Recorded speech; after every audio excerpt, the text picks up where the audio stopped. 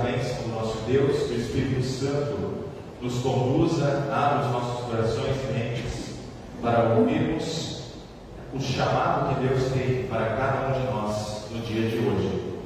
Amém. Já aconteceu de vocês chamarem pessoas para algum evento ou algum serviço e as pessoas darem várias desculpas, várias justificativas para não irem ou então não participarem?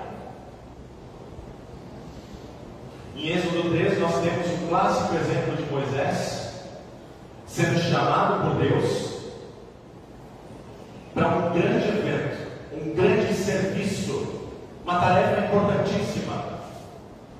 E Moisés tentando fugir da responsabilidade que Deus estava lhe dando.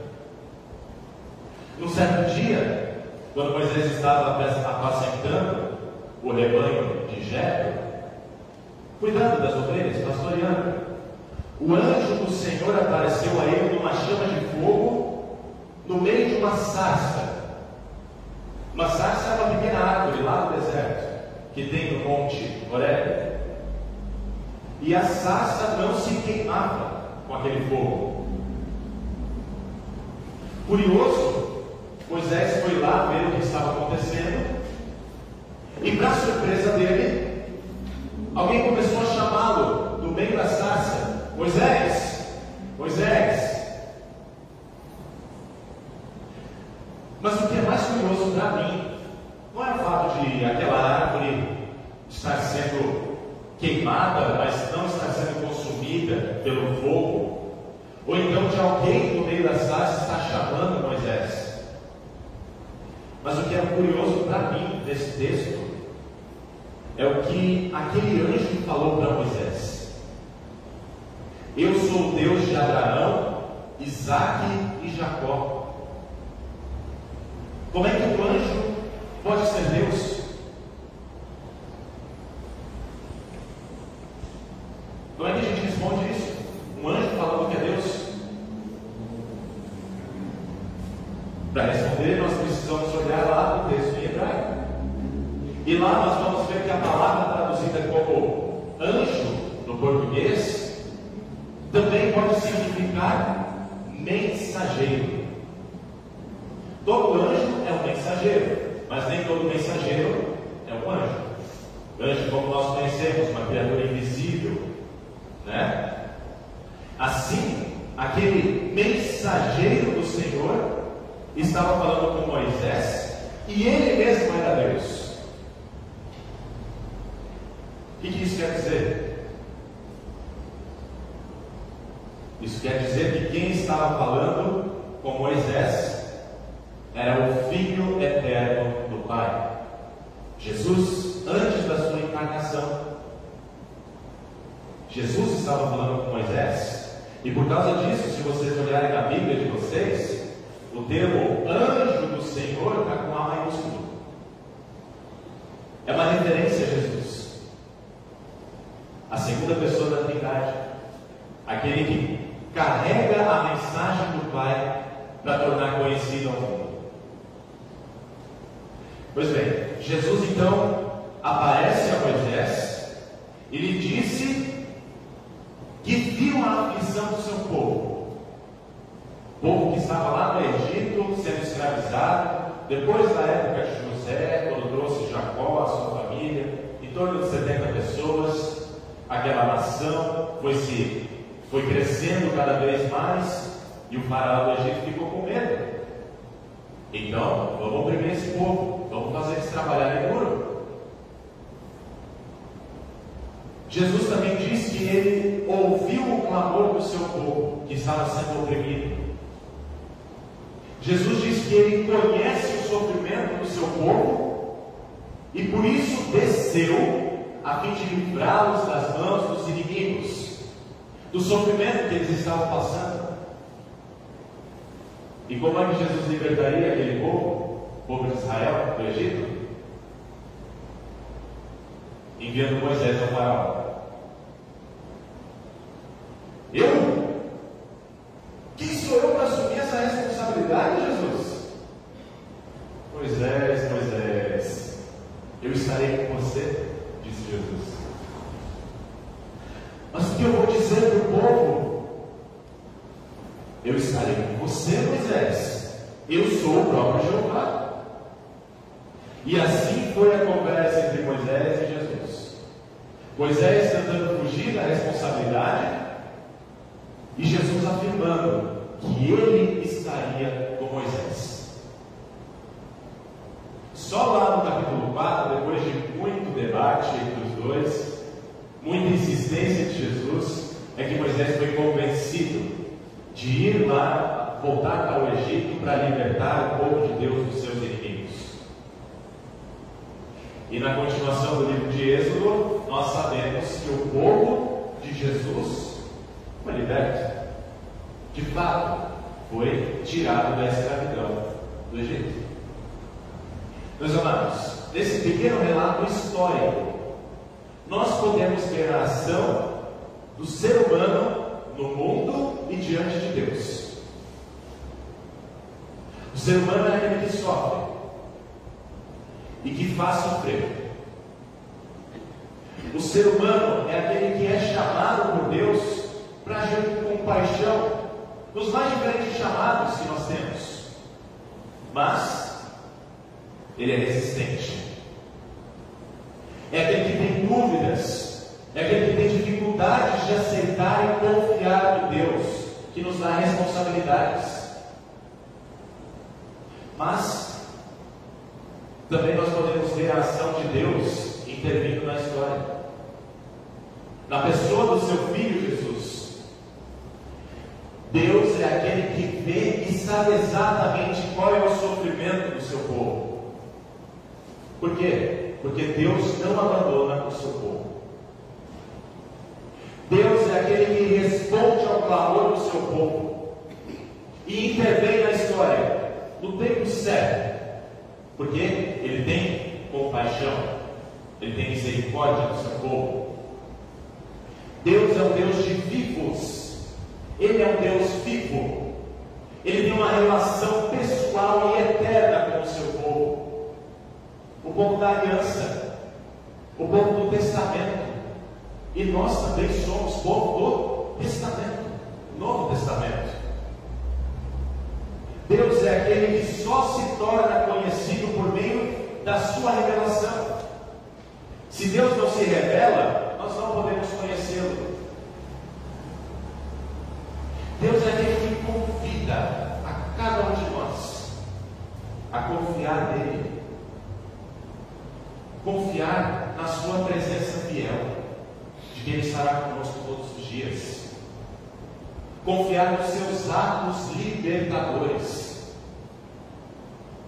Deus é aquele que será lembrado para todos sempre, por todas as gerações, não apenas pela libertação do povo de Israel lá no Egito, que foi um grande marco daquele povo, mas também pela libertação do ser humano, da humanidade, em relação aos inimigos que nos afligem a alma.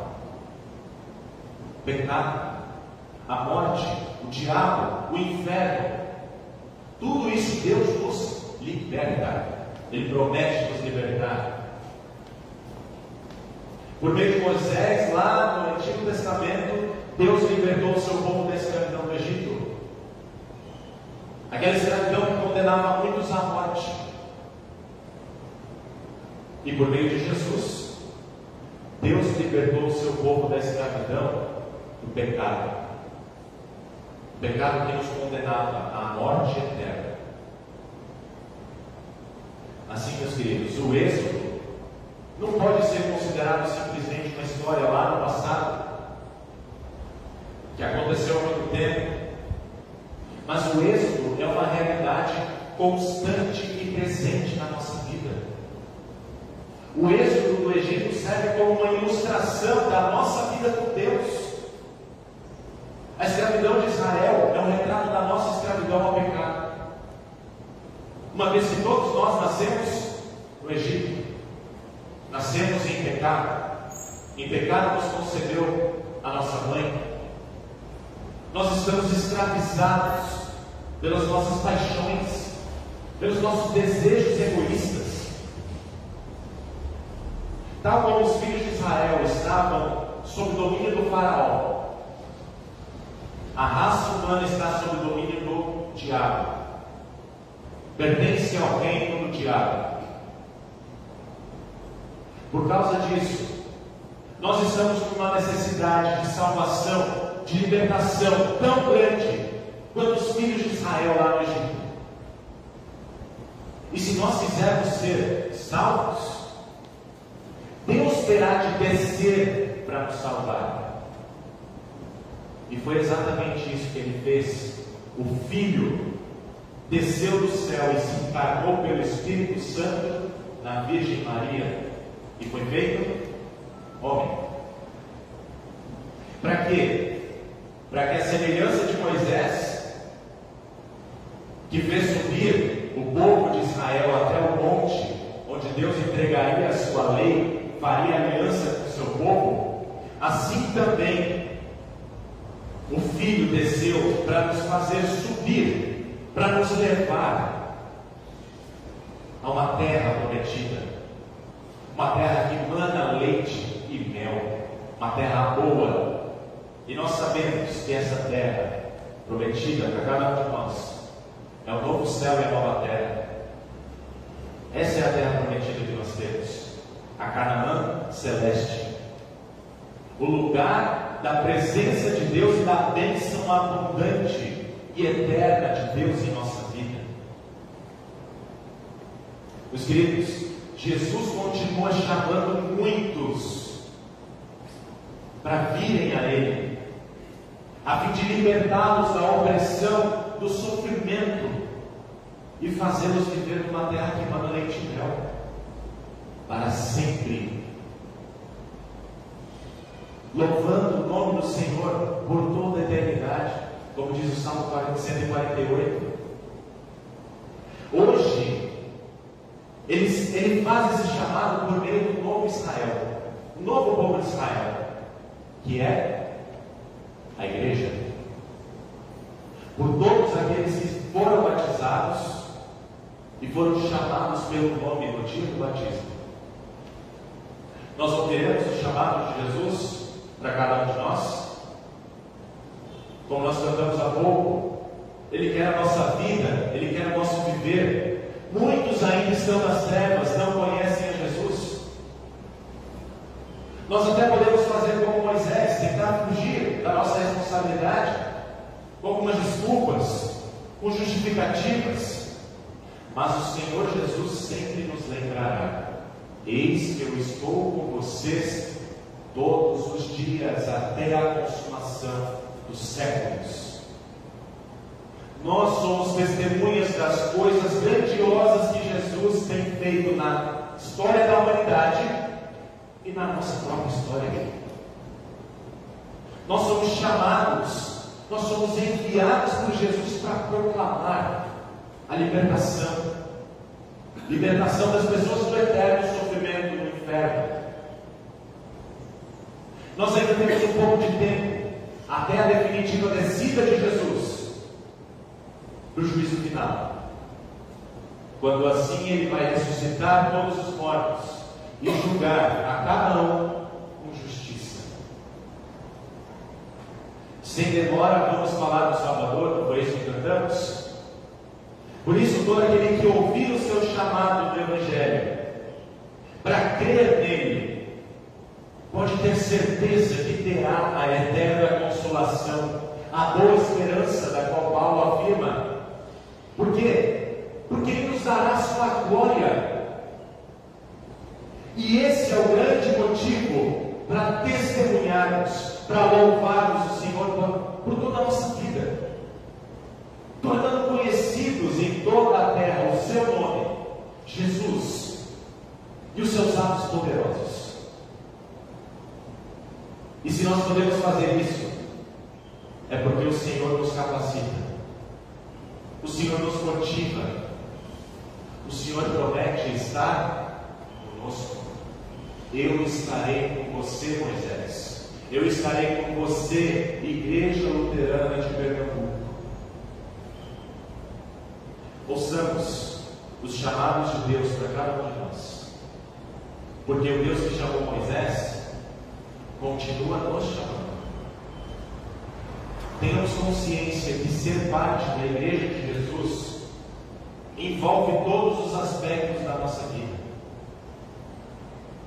E enquanto servimos ao Senhor com tudo que somos, com tudo que recebemos dele, aguardemos com esperança a posse da terra prometida e vivamos sempre na presença de Deus, que hoje não aparece mais em sarça, mas aparece sobre o pão e o vinho, para nos abençoar, para nos dar a libertação que nós precisamos e se fazer presente na nossa vida e na vida de muitos.